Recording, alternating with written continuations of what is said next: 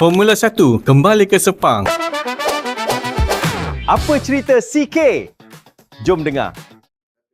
Formula 1 kembali ke Sepang. Penganjuran Formula 1 Grand Prix Bahrain Gulf Air di litar antarabangsa Sepang pada 2 hingga 6 Oktober 2026 dijangka menjadi antara pemacu utama dalam merealisasikan sasaran 9 juta pelancong ke Selangor bersempena Tahun Melawat Selangor 2026.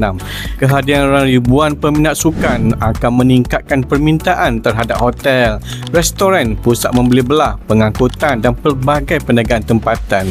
Lebih penting, acara ini mengukuhkan kedudukan Selangor sebagai hub pelancongan, hub sukan dan hub perniagaan serantau, sekaligus menyokong sasaran 9 juta pelancong sempena Tahun Melawat Selangor 2026.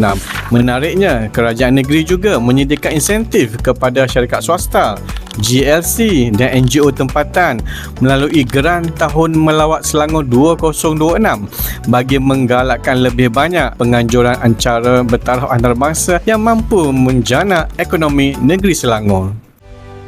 Ingat, Madani bekerja.